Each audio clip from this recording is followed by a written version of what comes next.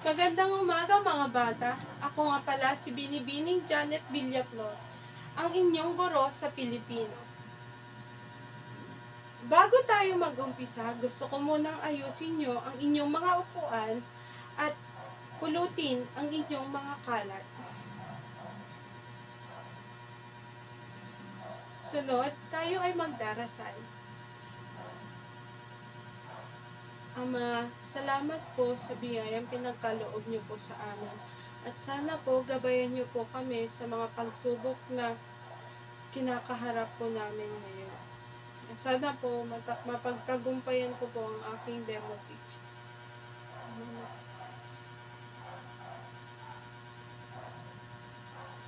Ating pag-aaralan ngayon ay ang alamat ng Ibong Adarna. Ano nga ba ang Ibong Adarna? Ang Ibong Adarna ay isang epikong kwento sa panitikang Pilipino. Ito ay tungkol sa isang mahiwagang ibon na may kapangyarihang magpagaling ng mga sakit at magdulot ng kapayapaan. Bago ko sisimulan ang aking kwento, bibigyan ko muna kayo ng mga idea kung sino-sino at ano ang mga ganap sa kwento ng Ibong Adarna. Una, si Haring Fernando at si Reyna Valeriana. May tatlo silang anak, si Don Pedro ang kanilang panganay, Don Diego ang pangalawa, at ang bunso, si Don Juan. Ibong Adarna. Princess Leonora at Princess Juana, sila ay magkapatid. Prinsesa Maria Blanca at Haring Salermo. Si Prinsesa Maria Blanca ay anak ni Haring Salermo, leprosa, manggagamot, at puno ng Piedras Platas na matatagpuan sa Bundok Tabor. Sa isang mapayapang at tahimik na lugar sa Berbanya, may dalawang mag-asawang si Haring Fernando at si Reyna Valeriana. May tatlo silang anak na si Don Pedro, Don Diego at Don Juan. Sa isang gabi, natutulog si Don Fernando ng mahimbing at siya ay nanaginip ng masama na ang kanyang anak na bunso na si Don Juan ay itinapon sa malalim na balon ng dalawang lalaki. At yun ang doon nag-umpisa ang kanyang malubhang sakit. Kaya ang kanyang asawa, pinatawag niya lahat ng mga manggagamot sa kanilang bayan. Ngunit ni isa sa kanila ay hindi nila napagtagumpayan kung ano ang sakit ni Don Fernando. Ay Haring Fernando. Kaya isang araw dumating ang isang ermitanyo at sinabi niya na ang tanging makapagpapagaling sa kanyang malubhang sakit ay ang Ibong Adarna. Kaya nagpasya si Haring Fernando na ipahanap sa kanyang panganay na anak na si Don Pedro ang Ibong Adarna. Agad-agad naman si Don Pedro na nag-ayos at naglakbay. Ngunit hindi niya ito na pagtagumpayan na makita ang Ibong Adarna. Dahil siya ay nakatulog sa puno na kumikinang-kinang na parang diamante na tawag doon ay Piedras Platas. At habang natutulog siya ay dumating yung Ibong Adarna at kumanta siya ng 7. Ang Ibong Adarna kasi kapag siya ay kumakanta, siya ay dumudumi at ang kanyang dumi kapag ikaw ay napatakan, ikaw ay magiging bato. Yun yung nangyari kay Don Pedro. Kaya hindi siya nagtagumpay. Makalipas ng 3 taon, hindi pa rin dumadating si Don Pedro, nagpasya si Haring Fernando na ipahanap kay Don Diego ang Ibong Adarna at ang kanyang kapatid. Hindi din siya nagtagumpay. Sa kadahilan ng pagod din siya at pumunta siya sa isang punong kumikinang-kinang gaya ni Don Pedro at nakatulog din siya, umawit din ng Ibong Adarna at napatakan din siya ng dumi ng Ibong Adarna, kaya sila ay naging bato. Kaya nag-aalala na si Haring Fernando sa kanyang mga anak. Kaya pumilit si Don Juan na gusto niyang hanapin ang kanyang kapatid at syempre pati na din yung Ibong Adarna para malunasan ang sakit ng kanyang ama. Habang siya ay naglalakbay, meron isang leprosa na humihingi ng tulong kay Don Juan at sabi niya gusto niya daw ng pagkain. At si Don Juan naman, hindi siya nagdalawang isip na ibigay ang kanyang huling pagkain. Tapos, sinabi niya ang kanyang pakay sa leprosa na sinabi niya na gusto niyang huliin ang Ibong Adarna. Tapos, gusto niya din na hanapin ang dalawa niyang kapatid na nawawala.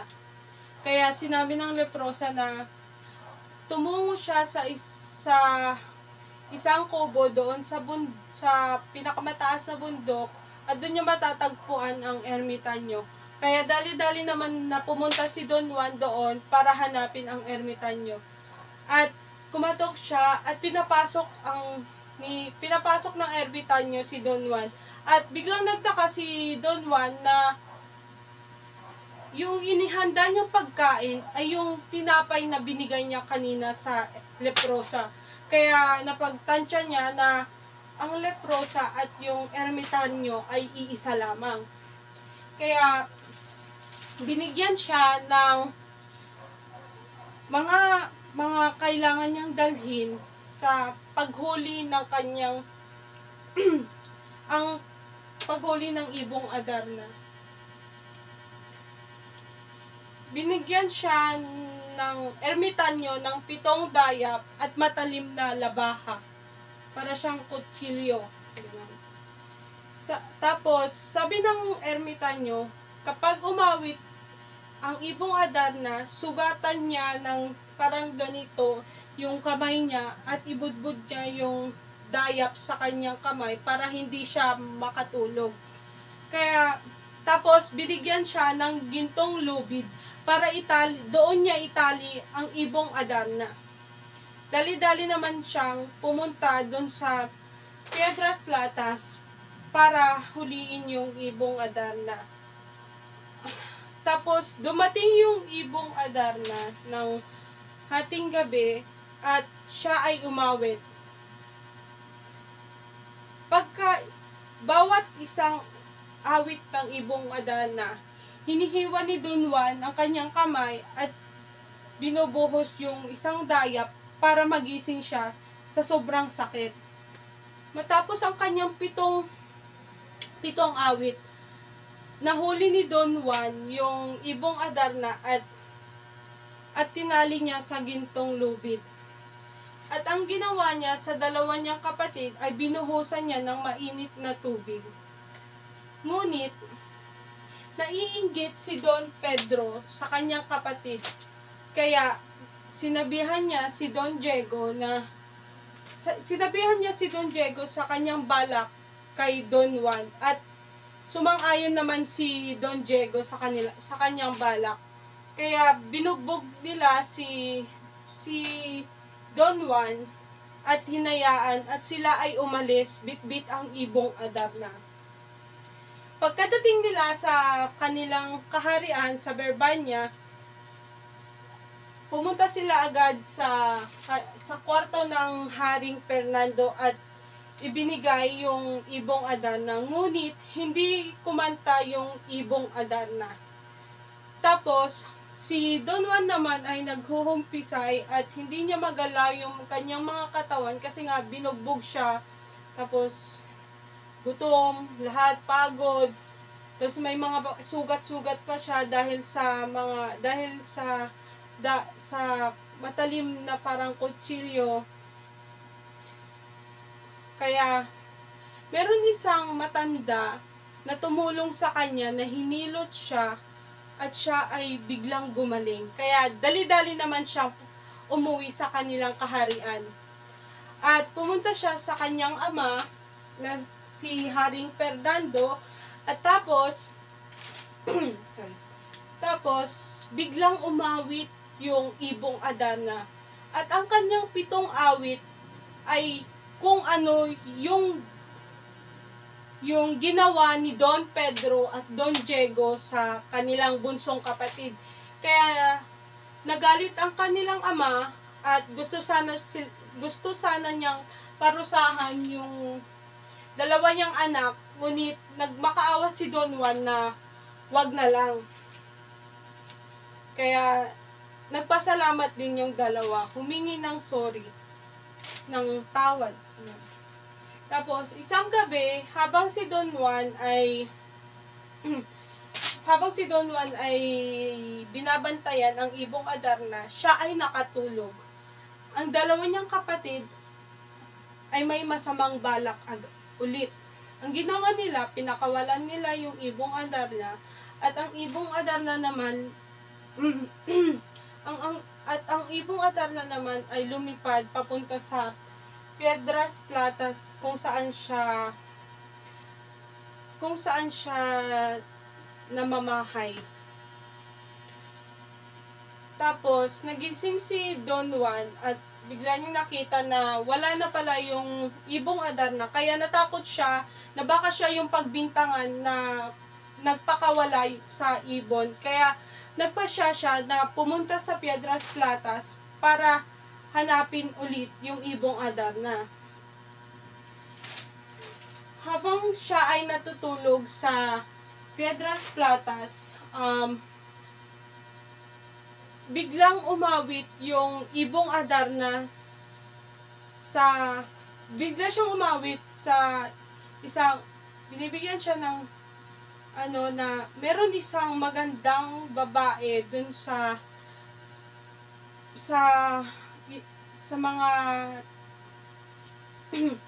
doon sa malayong lugar, at biglang nagising si Don Juan. Kaya nagpasya siya na hanapin yung kaharian na yon. Ngunit hindi niya mahanap. Sa ikalimang bundok, hinanap niya yung matandang ermitanyo, at sinabi niya na pumunta siya sa ika-7 bundok. At yun yung ginawa niya. Kaya, tapos may isang ibon na tumulong sa kanya at siya ay sumakay. Malaking ibon. So, bigla siya sumakay at pinunta niya si Don Juan dun sa kaharian na yun.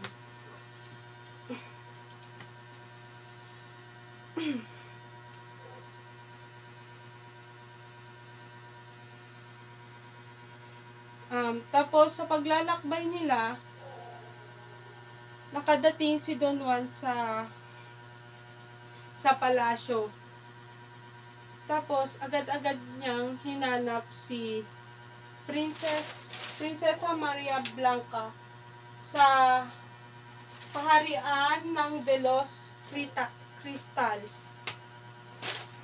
Ang kanyang ginawa, kasi binigyan siya ng yung sa ibon, na sinabi niya sa kanya na kapag naliligo yung 4 na prinsesa, huwag siyang magpapakita. At yun yung ginawa niya. Kaya nagtago siya sa malaking puno at hinintay niya na lumabas si Prinsesa Maria Blanca, at itinago niya yung gown niya. Tapos, habang hinahanap ni Prinsesa Maria Blanca yung gown niya, isang oras, nagpakita na din si Don Juan. At sinabi niya ang kanyang pakay. At si Princess Maria Blanca naman ay pumayag at pumunta sila kay Haring Salermo, ang kanyang ama.